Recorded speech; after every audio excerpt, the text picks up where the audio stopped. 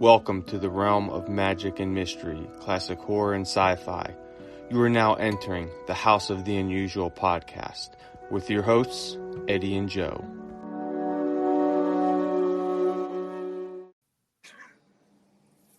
All right, welcome everyone to House of the Unusual podcast and video. Tonight we have part 2 of the Atocha GOLD. With me, as always, is the king of the novelties, Eddie Guevara. We also have King of the Sea Monkeys, Todd Machin, and King of the Sea Treasures, David Vapnitsky. What's going on, fellas? I got to learn how to pronounce that name. Whew, that's a treasure itself. Vapnitsky. Did I say it right? I think so. You have always said it fantastically. All right, so let's go around the corner. We'll start with Todd. What's new with you, brother? Everything's good here in the land of the sea monkeys. Moving forward, working on new products. Things are going good. Okay. Now I have to tell you about my sea monkeys real quick, because we had a conversation where I told you I thought all my sea monkeys had died, which it looked like they were all dead. There was like one swimming around, then I lost him somewhere, and so I thought they were all dead. And you know, I was getting ready to freak out and throw the water out, and you told me to hold on, just calm down and just wait. And lo and behold, today I see these little specks in there, about 7 of them. Yeah. Swimming around. So I was really surprised. I was like, holy crap, they're still, you know, I don't know if they just hatched or something, or if, you know, they were smaller than that, but I mean, they were, so tiny, the tiniest ones I've had so far. But yeah, they were swimming around, and they were going up to the top, grabbing some food, and awesome. So I was pretty impressed by it. So I'm glad I waited. Yeah. No, Joe? I know that's a common that happens frequently because the little eggshells, some of them are different thicknesses, and so some of them hatch quicker than others. Okay. And also they're really hard to see when they're newborn. So yeah. Joe, just for safety concerns, are they able to be brought to a testing COVID area for a snow swipe? Well, that depends on the king down there, if he allows his subjects to go out. Well, I tell you, David, sea monkeys have been in outer space and back and survived, so they're pretty resilient little creatures.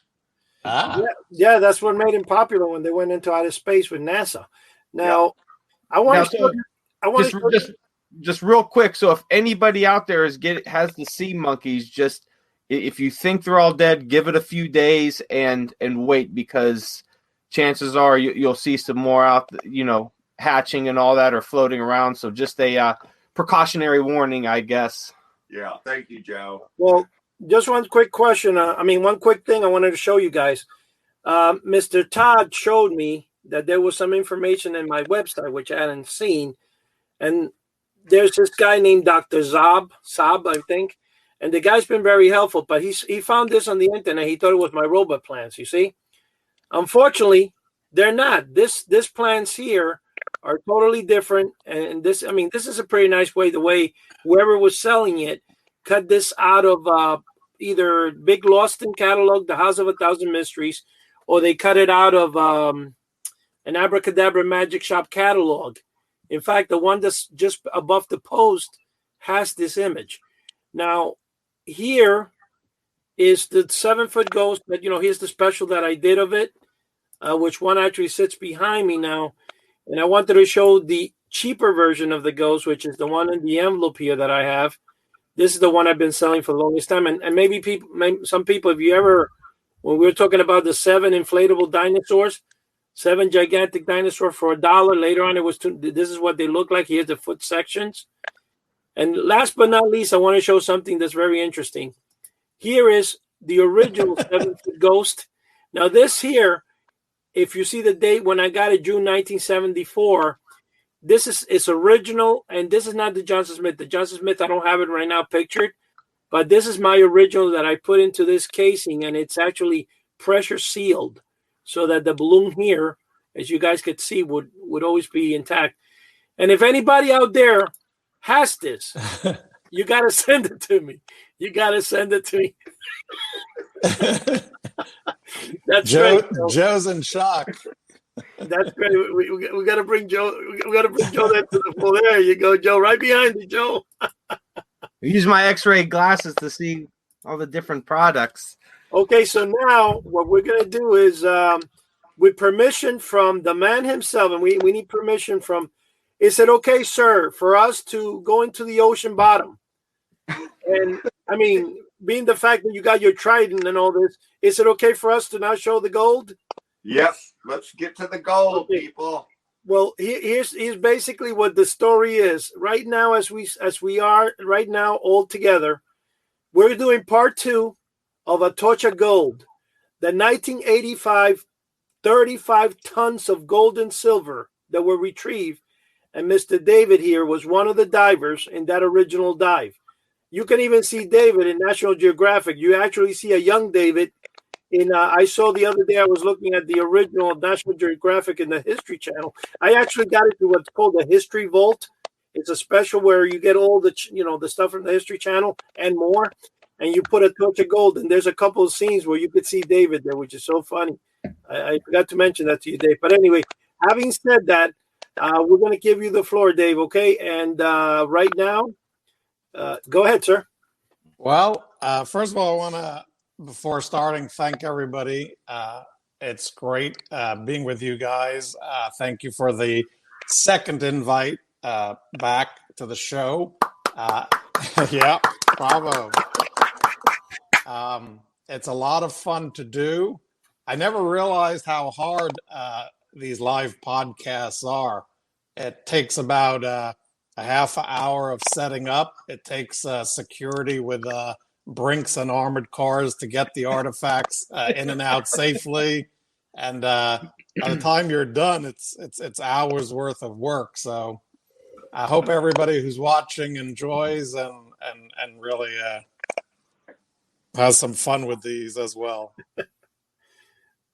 How's that sound? It sounds great. I'm just laughing with Joe's X-ray glasses. That was a heck of a.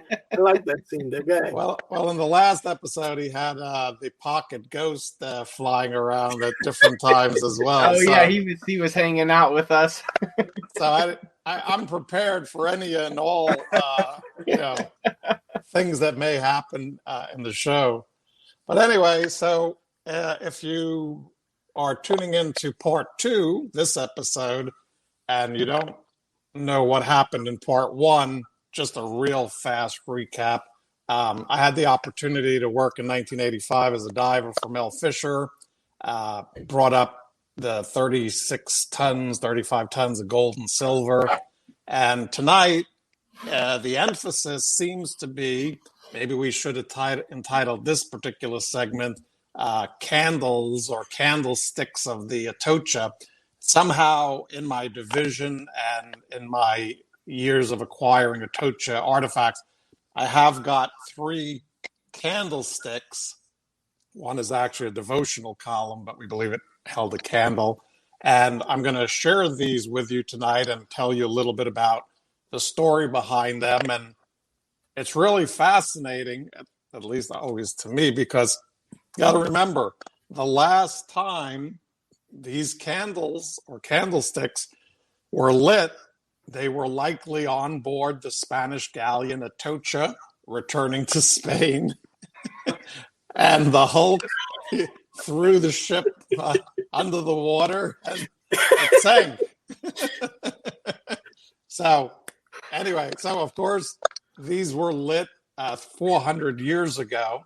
And we've got to imagine, as I said to my daughter yesterday, was there a noble person writing a letter below deck on the Atocha, and this was their personal travel candlestick, and this is the light. There were no lights, obviously, aboard the Atocha, so when you were below deck, you needed a candlestick or candles to see. So pretty interesting, if there was a fly on the wall and you could see where these things were and who was the owners of them and all that kind of stuff. So it's fascinating. I also wanted to touch on a little bit about when we show these artifacts, in essence, they're made of silver, pure silver, in most cases, very pure silver. And they were mined from Potosí, Bolivia. And that was the greatest mountain of silver in the world. And there's probably a lot of macabre and spiritualness with a lot of this stuff, because there's a lot of people who always discuss, Dave, this is a beautiful artifact, and I'm not saying it's cursed or anything, but quite frankly, you got to admit the owners of it got it from the slaves who the Spaniards incarcerated and were mining the silver from the Potosí Mint. And then they were producing these very things that I'll be showing you tonight. So how many slaves died in the production of the silver, coinage and artifacts, so forth and so on? So I once did a speech at a museum, and there was a Latin American gentleman, and he wanted to discuss that because although he was very interested in hearing the story of the Atocha, he was very interested in making sure that everybody knew about the peoples of the Latin America, so forth, that were enslaved and were doing this stuff. And we discussed it, and it was rather interesting and stuff like that. So without further ado, let me just do a couple of quick things here, and then we'll get started if it's okay with you, gentlemen. Absolutely. All right. So the first thing is a paid endorsement by our sponsor, which is my daughter, who needs Nike sneakers, and she's taking figure skating lessons, and she needs skates, and she needs lessons. So Atocha coins are for sale. These are what they look like. They come with certificates of authenticity. These coins are all graded differently, meaning if you're an individual who's looking for an artifact from the Atocha and you just say, hey, I want one that's just generally, not very well visible detailed, they can be had for as little as $600. And I know for some people that's not a little, but for Atocha coins, that's pretty low. And then Now, David, what kind of coin can I get for a ham sandwich and a half a shoestring? Unless Eddie's going to give me my allowance, I'm pretty broke. We actually sell coins like that. They're called fragments, and what you're actually getting is a fragment of a coin. It's actually so eaten by the corrosion of the 400 years under the water that it's not even a round coin. It's just fragmented and corroded, and you can't see any details. So I'll give you some quick examples here. And again, we're going to talk about artifacts, but this is kind of fun just to go through the grading process. So when you see a coin like this, and some people are going to say, I see a part of a shield of the King of Spain, and I see some stuff. Bunch of lines. Well, that believe it or not, that's the shield of King Philip III of Spain. Oh, wow. So it's visible, but the coin itself generally has what we call corrosion on it. And in my YouTube videos that I do, I talk about this. And this corrosion is, meaning the coin was on the outside of a chest. So that corrosion is normal. But when you look at the next level up, you don't see dramatic improvement, but you go from what's called a grade 4 to a grade 3. And then on this one, tell me if you see any more detail. And this would be a grade 3 coin. Oh, yeah. Let me see if I'm holding it right. Yeah. So if you see more detail, and then what's happening is the coin is bigger and rounder, and it has less of that pitting, and it's basically a more solid coin. So this is what we call a grade 3. Obviously, a grade 2 gets better, and then you get to the point where you get to a grade 1, And this is for somebody who really has disposable income, and they're really wanting. Todd, all right. Can I borrow some money? Okay. If Todd's got the disposable income, these are the ones that people go for, because look at what happens with a coin like this. Oh wow, that's really detailed. I mean, so that would be in what, like the mid? That would be probably what, in the middle section of like the chunk of coins. It's literally in the center of the chest. Okay. Wow. And again, I'm trying to hold it up to the camera. I don't know how I'm doing, but you should see. Yeah, there you go. That helps me. You should see literally lions and castles and part of the legend of the coin. So this is called a grade 1 coin. Wow, that's really cool. And then when you turn it over, you have the shield of Spain. Now you could definitely see the shield and the details on this one. I mean, you could definitely make it out. Correct. And then you see how it's shiny silver, which means it's not pitted and corroded, so it's very, solid silver. But you go, the Treasure Salvers Company made them grades 1, 2, 3, and 4. And what I love, and I asked Eddie for permission, I'm going to do my pitch, and then I'm going to get on to artifacts. So here's Atocha coins for sale, 702-374-2148. I love when people call me and they say, Dave, I've been looking for an Atocha coin for years. I want to own one. This is how much money I got. What do you got for me? We always find something that's a right fit for the people.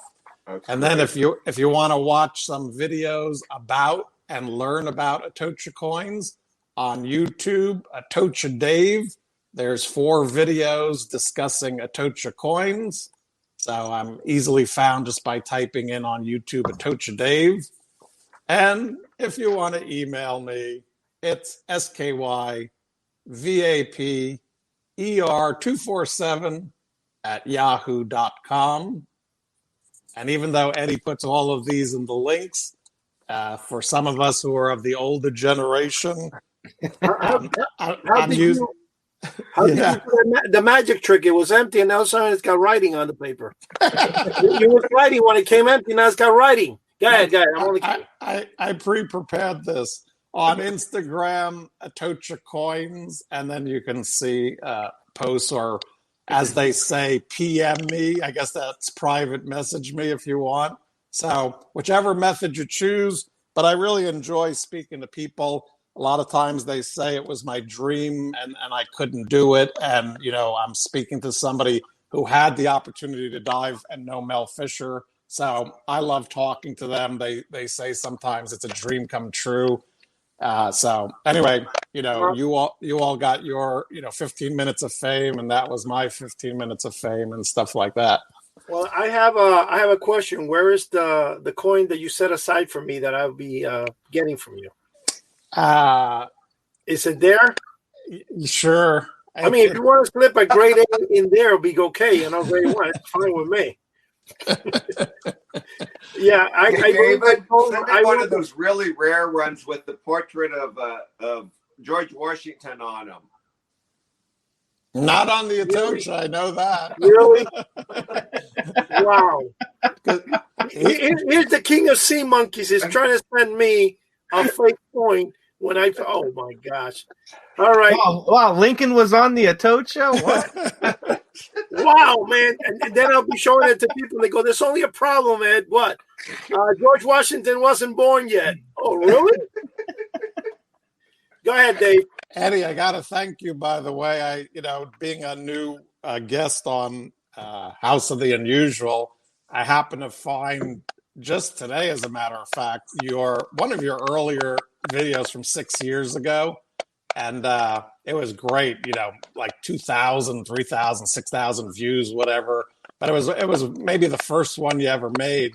And you made me laugh hysterically because you were talking about the passion of collecting and how you got involved, which I watched every minute of it. Really? Thank you. But the funniest part was you had that was good. But you said actually you enjoy collecting so much, and you were talking about running, out to the postman to get your items and stuff. And then you said, and sometimes I even order for myself just to have something sent to the house. You know what's funny? That I know it sounds funny to say that, but I did order for myself one time because I was checking to see how fast I would get the order. And, that was actually kind of true at the time, but that is hilarious because I still chase the mailman down. In fact, that's the only guy I tip in Christmas. Well, I was going to take your advice, quite frankly, because I was going to buy an Atocha coin for myself and then send it and have it delivered. Hey, David, that's a win-win situation for you. Absolutely. Sounds like a plan. Anyway, so that was just some of the things I did today. So, all right, let's start off here. So, first of yeah, go ahead. I was going to say thank you for watching the video. Appreciate that. No, I really, really enjoyed it very much. Obviously. I had more hair back then. You did. Yeah, see? Now I look like you a little. And by the way, if people long hair. If people want to notice, between the last video, part 1 and part 2, my hair miraculously got darker, by the way. just in case anybody wants to notice. All right, with all joking aside, so this is a photograph of the great mountain of Potosí, Bolivia. And this is literally known as the largest silver deposit ever known to mankind. And everything you're seeing, from these Atocha coins to these Atocha artifacts, were mined typically from this Potosí, Bolivia mine right here. So that's, now, David, yeah. How long did that mine stay in use? Do you know? Yeah, I do. I mean, I don't know the exact dates off the top of my head. I probably did at one time, but let's assume it was, found by Cortez, and, could be in the 1500s or whatever it was. They worked at the 1500s, the 1600s, the 1700s. I doubt it's even depleted. There's probably still more, but like any other type of dry mining, I guess it gets to a point where they go so deep they can't, safely get any more. Right. Maybe it's at that point, but it certainly was, because the king needed this coinage to pay for the wars, against France. This king? Yeah, the sea monkey king needed the money. He's like, I need my sea monkey. I figure out which way to point. Like this, right? Oh, yeah, like that. Yeah, I feel like the scarecrow. Like, which way where are we going? So they needed to do that stuff, and again, that's why they needed the slave labor and stuff. But anyway, without further ado, let's get cracking, lacking, as they say here. So the first thing is a regular bottle that's found from a Civil War site that I worked, and this will have to do with the Atocha, but why am I holding this up? So this bottle, when I found it with another metal detectorist, the bottle wasn't found by a metal detector, but it was found because I was digging for some metal, and I came across this. But this is a Civil War, probably, I forgot what's in here. It could be, pickles or whatever was in here. Bitters. I don't know what they call it, a bitters bottle. So anyway, what this is about is what he taught me, which was a lesson I learned from the gentleman, was this artifact doesn't speak to us. We know what it is by the shape and, what it was used for, so forth and so on. It could be capers, if I remember correctly. This is a capers bottle, but it would be worth so much more and so much more interesting as an artifact if it spoke to us and had something on there that was written. Okay. You should ask Joe. He is the expert in that. Well, actually, we should ask the King. Mr. King, what type of bottle was that used for one time? Holding sea monkeys. No idea. Civil War sea monkeys. That's it. I really think it's a Capers bottle, by the way. However, Okay. another bottle, Wow. not found at a Civil War site, but from the same 1860s era. So, this one has a letter B on it all of a sudden.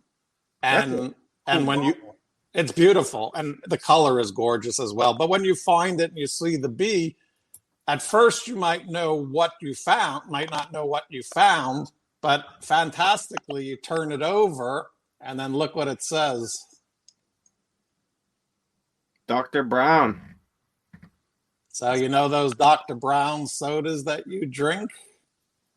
I've never heard of Dr. Brown soda. Really? No, never. Go to a good Jewish deli. I thought that would be something like they used to sell back in the 1800s, like those snake oil things. There are those type bottles, but this one is literally the Dr. Brown of the soda bottle, 1860s era.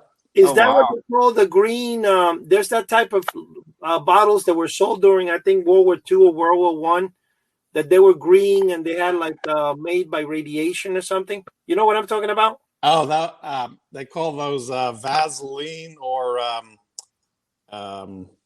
I know the bottles you're talking about. I actually bought one on eBay a while back. Yeah, if you take a fluorescent light and you put it on them, they glow because they got uranium inside of them. Yes, that's it, correct.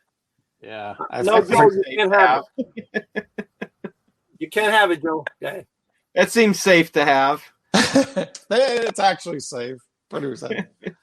But actually, there is Fiesta ware, which was made in the 1950s. And I do collect, from the Trinity site in New Mexico, some of the glass that was formed from the first atomic blast. So that would be cool. That actual glass is called trinitite, and it's a mineral that's man-made. But anyway, make a long story short, when I first acquired my first piece, I was so nervous about it having radioactivity, which has really gone away since 1945. It's very safe at this point. But the gentleman who was the scientist who gave me a piece, he showed me that actually Fiesta ware from 1950s, which maybe our parents or something like that, used. When he put the Geiger counter or the meter to test the radioactivity, it went off the chart.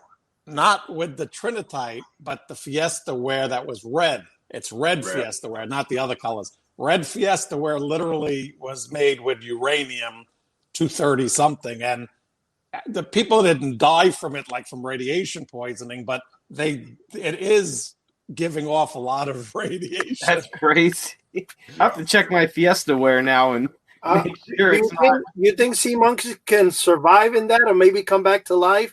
Maybe Joe. Absolutely, man. They're resilient. They'd be like the Hulk. They get that radiation. It's like Dr. Frankenstein, Joe. You'll be able to bring back to life the ones that died on you. I'm telling you, man. Then there'll be zombies. I'll have a sea monkey aquarium full of zombies, sea monkeys eating each other.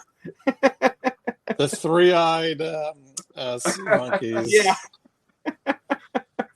All right, let's show some pictures of what the real stuff looks like. So I'm using the book here, the Christie's auction catalog from 1988 for the first one. But so this is literally a galleon Atocha candlestick. Oh, that's beautiful. It's magnificent, by the way. And what it is you've got the stem, which is the top part, obviously, that the candle goes into. And then that heavy base. That heavy base is like, 7-8 inches across.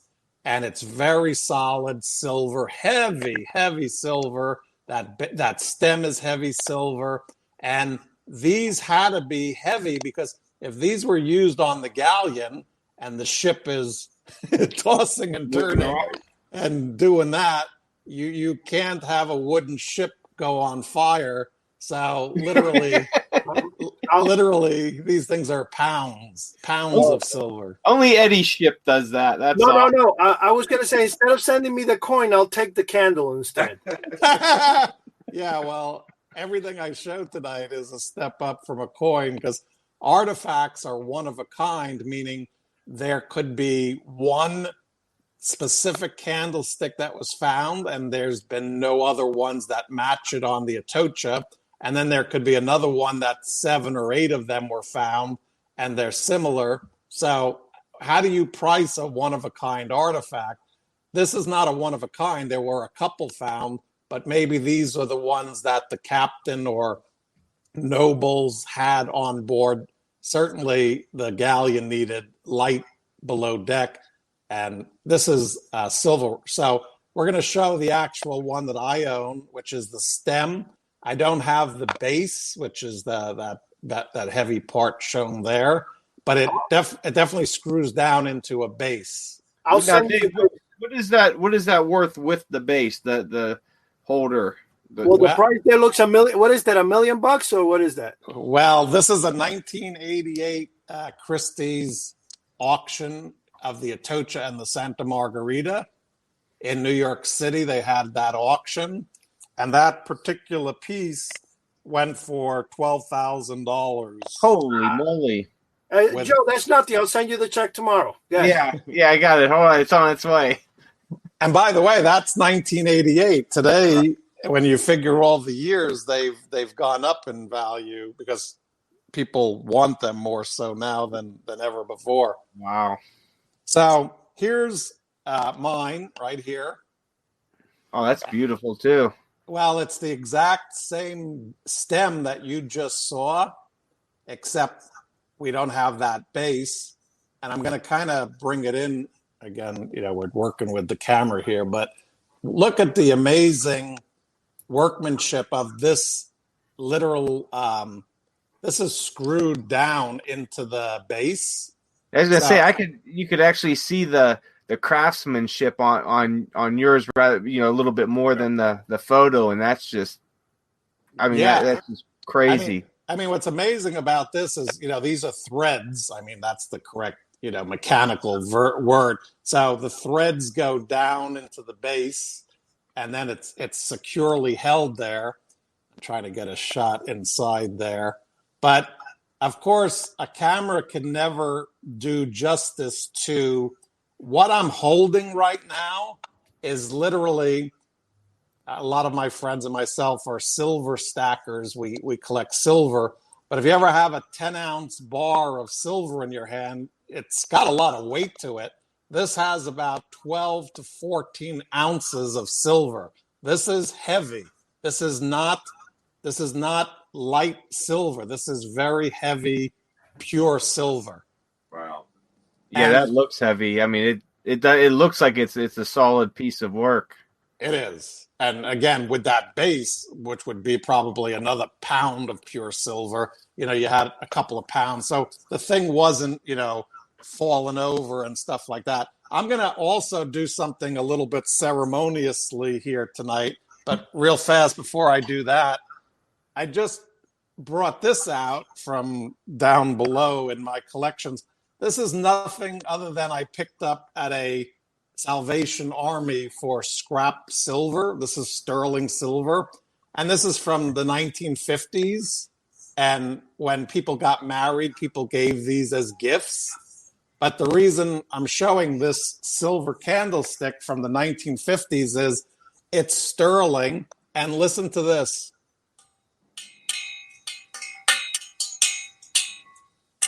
So look how thin and chintzy these things are. And then you go back to the Spaniards 400 years ago, and when they made this one piece here, this is 16 ounces of silver. They made it to last. Yeah, and this is not even an ounce of silver. This is so light and cheap, and this is so heavy, and it's gorgeous, by the way. But this is pretty cool. I'm kind of into watching the P.T. Barnum and the Macabre and everything.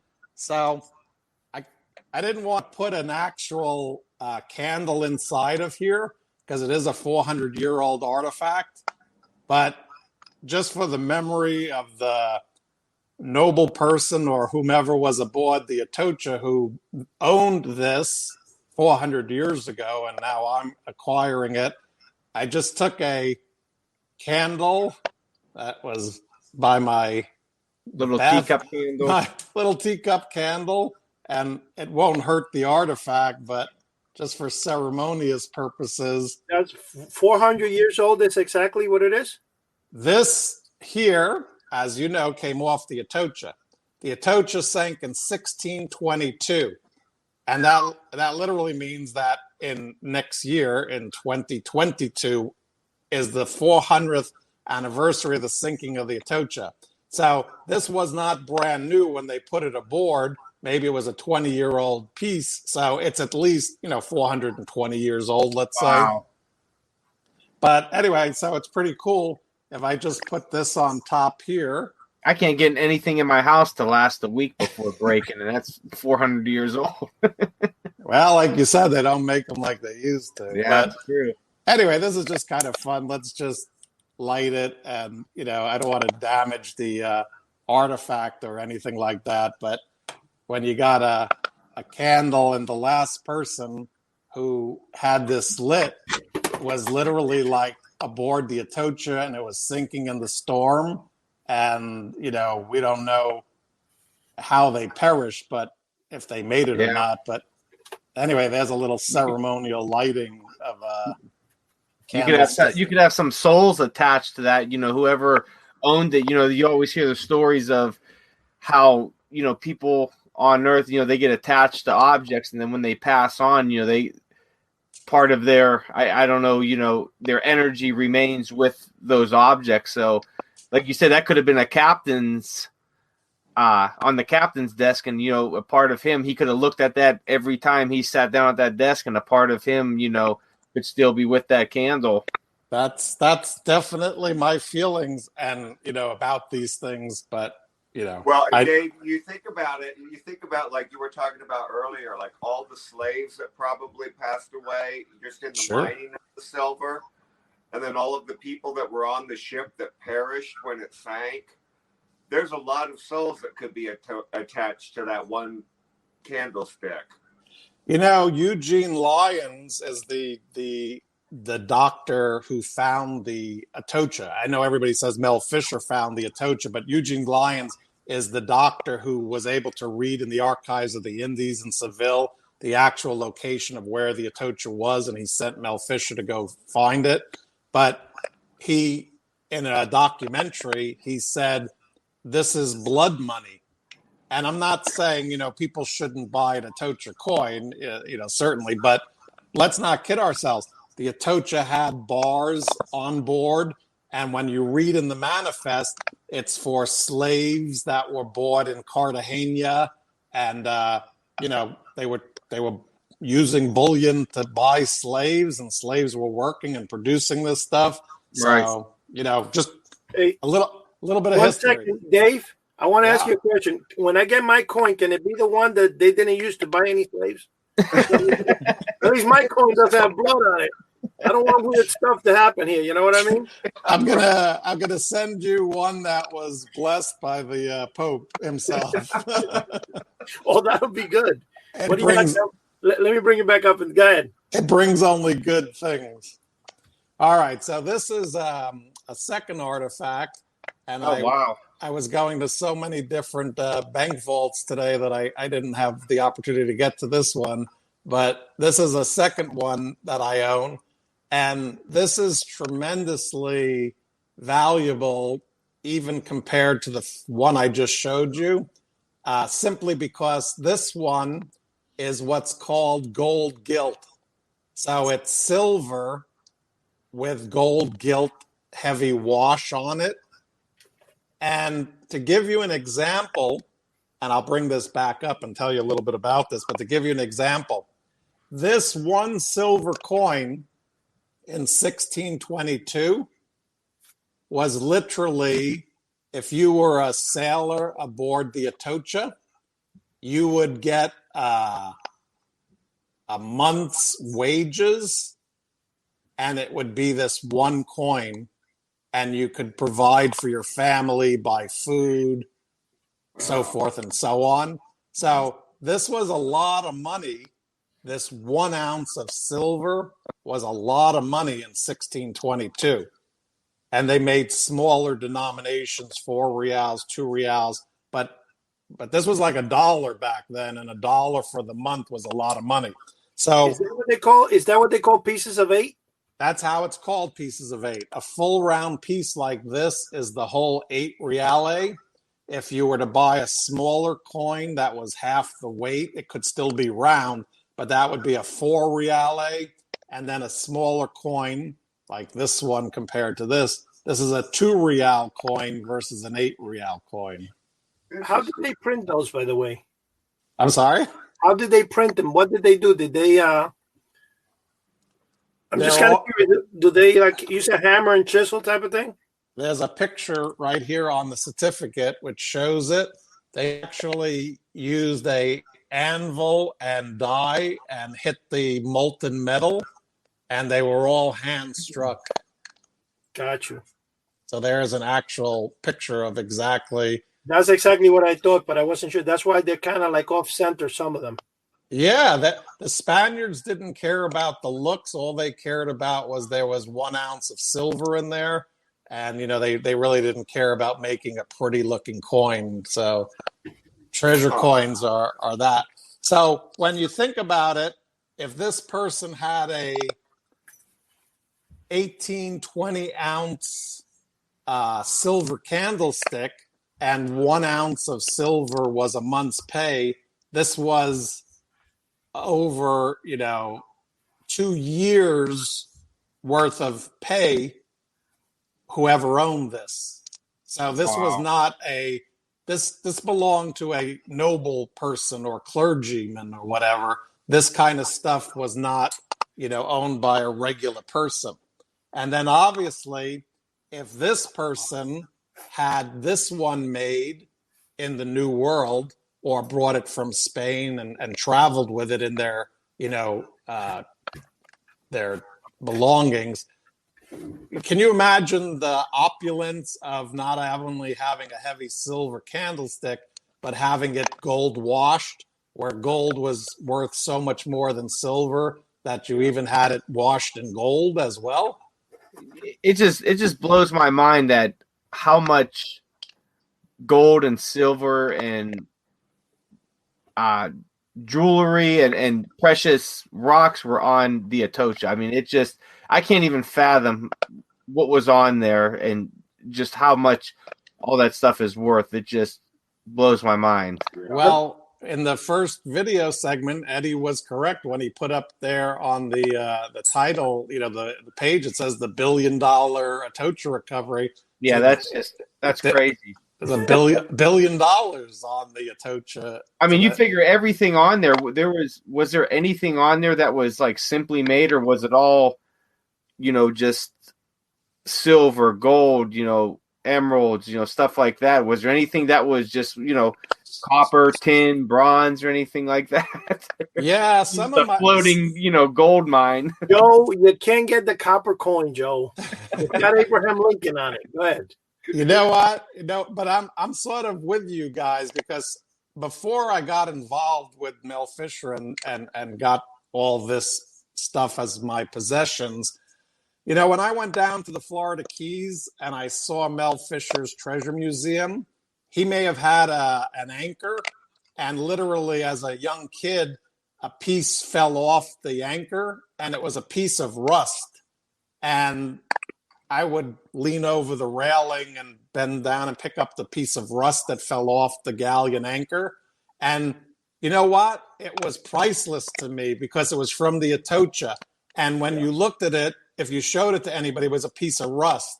So that's what Eddie was talking about in his video that I watched today. I told him about, if you're a collector, this stuff has a lot of value to you. You know what, Dave? Don't give Eddie any ideas, because next thing I know, me and Todd will be getting a box full of rust from Eddie.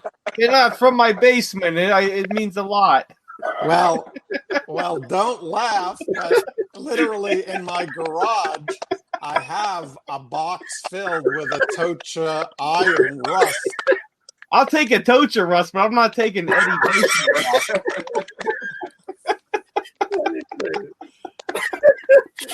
All right, so that's that one, and then this is going to be the hardest to show, but this is so cool.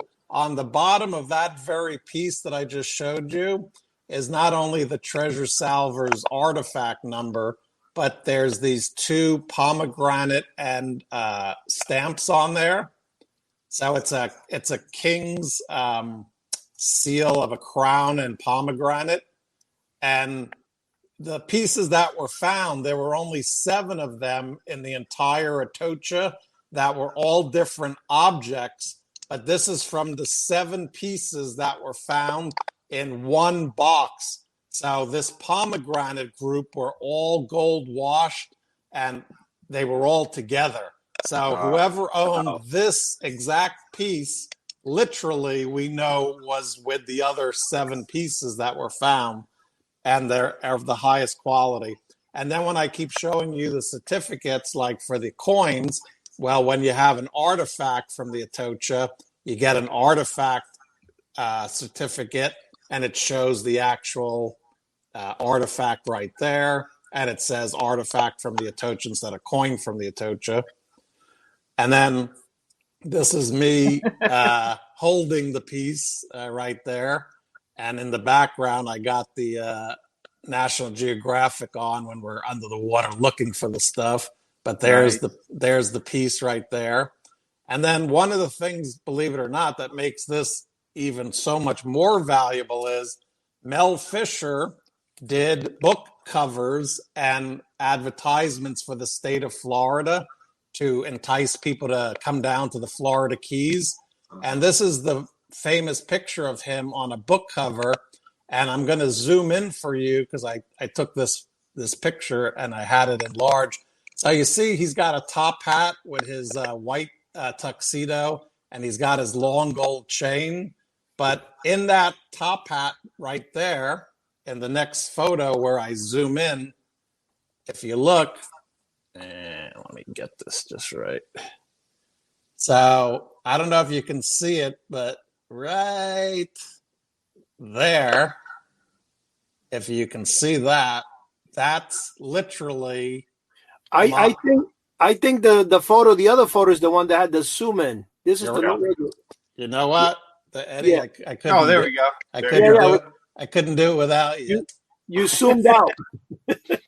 So right there is the exact candlestick that I just showed you with the gold wash on it. Oh, wow. So this is in Mel Fisher's, famous photograph. So anytime you can link up an exact artifact that you received from the Atocha and you can see it in a picture, with Mel Fisher, that becomes known as like a plate artifact, or it was published or whatever. So it just adds a lot of, collector's value. Dave, would you take $500 for it right now? Nope. Was that? He'll send you a box of rust. Yeah, listen, it's not really rust. It's actual dirt from Mars. The necklace that you wore, and you were wearing in that auction photo last time. That was the exact same chain that I was wearing in that auction photo. Yeah. And that was that big one that Mel always walked around with in town in Key West and dribbled into people's hands.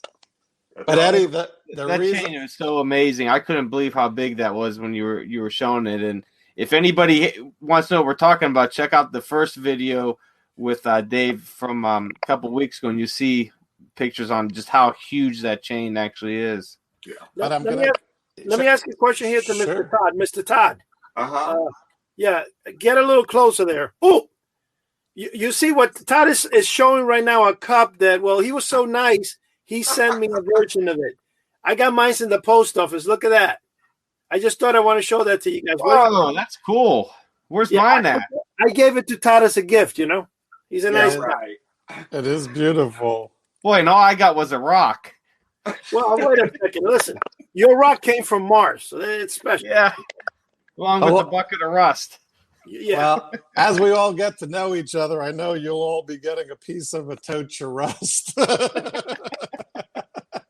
Wait. But this is not my artifact, but I'm just laughing because when Eddie said, would you take 500 or 5,000?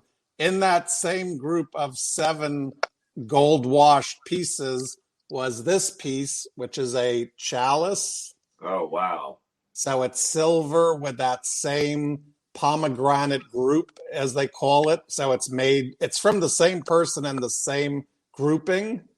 So this was for sale at the Christie's 1985 auction. And Eddie, how much was your offer for the candlestick? I'm not going to offer you anything for that. Take a look at what the auction house had this up for 165,000.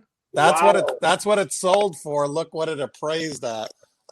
120,000 to 180,000. That's amazing.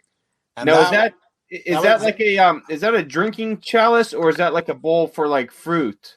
No, I think it was like some sort of communion type chalice that went with a server or something. It went with a matching bottom piece. One question I want to ask you, since we're kind of getting, we still only got 10 minutes left, so we don't have that much time. As a diver, how many divers were involved in this? Do you remember? The thing that I always mention anytime we talk about divers is everybody gets credit for being a diver if you were there in 1985, because that's when the Atocha was found. And I have I don't want to use hatred because that's too strong. There were so many divers that were with Mel in 1969, 1970. They left. There were many divers who came after 1985. So the amount of divers who worked on the Atocha was into the hundreds.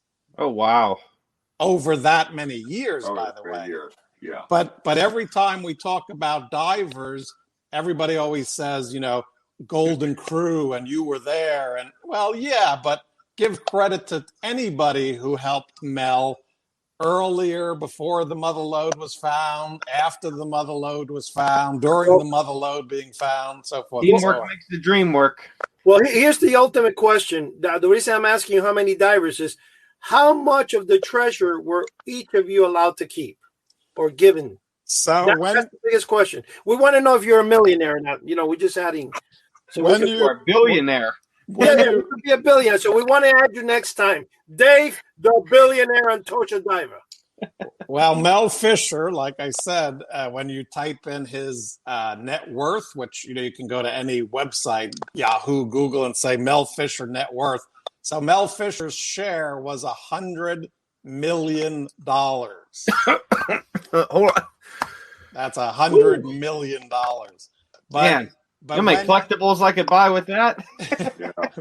But when you talk about divers, we were all on percentages, which were very small percentages, but still there are videos of 3 guys, and one of them was a boat captain and one of them was a diver, and they're all there on video, and they're saying, we just made over $3.5 million in our division. So did divers get $1 million and $1.5 million in their share out or division?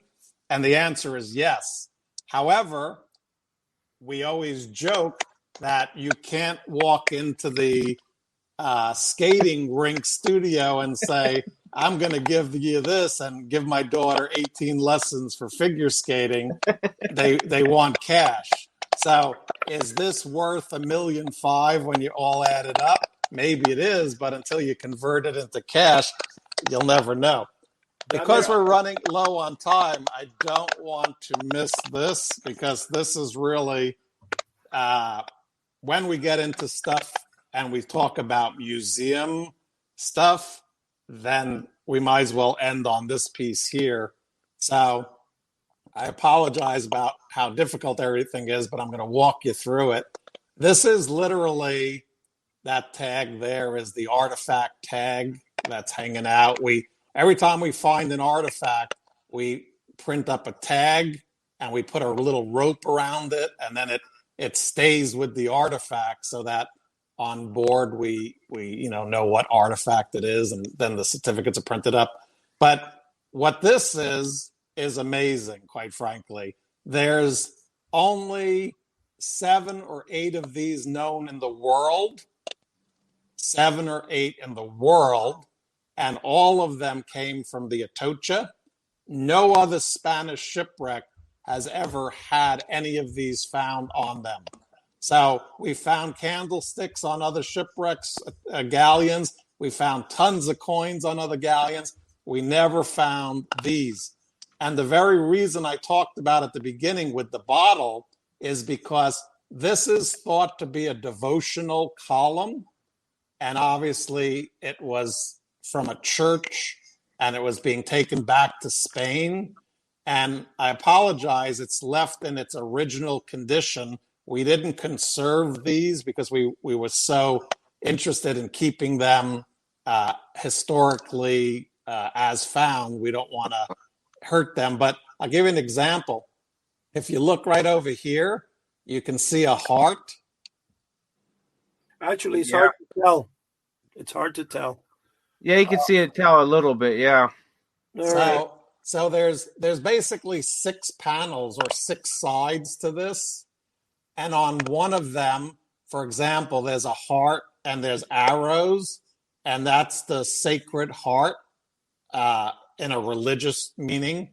And then right over here is the letters IHS. It may be in reverse imagery because I'm doing it on the video here, but do you see an IHS? Yeah. Well, obviously IHS is Jesus Christ. That's IHS. And again, each of the panels have historically significant things, with this being a crown and then an MM above that. And we believe that to be Mother Mary. So again, a piece like this really has to be studied. And quite frankly, you know. What's that made out of, Dave? This is made out of pure silver again. Of course. Why not? Nothing else, but you're not gonna get copper out of it, though. Yeah, we don't deal with the lower metals like copper, whatever. It just still blows my mind that everything on there and how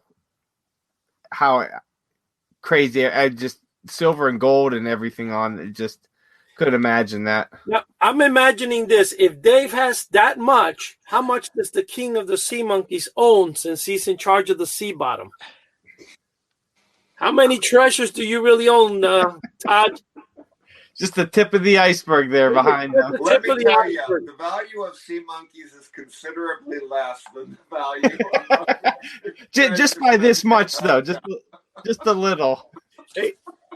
Hey, I'm telling you, Todd, Dave, you think there's a chance for a number 3 show?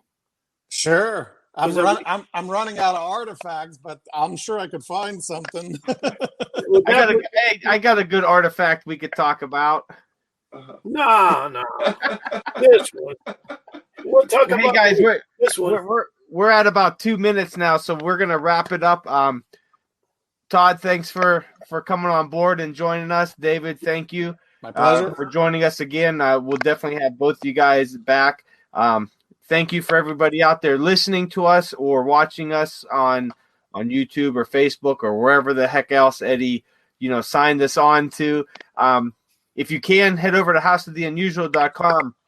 We have a great forum there. You could join for free, meet some like-minded people, talk about some things that interest you, give us some show ideas of what you want to hear. And if you want to be a guest, definitely get a hold of us, and Todd will put you through his vetting process where you have to buy so many sea monkeys in order to get on, and send in so many box tops and $1.25. And, check us out on YouTube, House of the Unusual, and, Anchor, wherever you find your iTunes and all that, House of the Unusual .radio, all one word. Check us out there, subscribe, leave us a like, and join us every Wednesday. We'll be coming to you live at somewhere around 11 p.m. Eastern time, depending on when Eddie could get his act together and get us on. But, we'll be on there sometime, and I believe we still go on 3 a.m. for the new podcast coming out.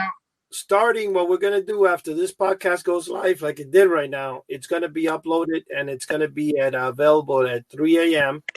on Anchor, Spotify, TunesCast, I think it is, or iTunes, whatever it is.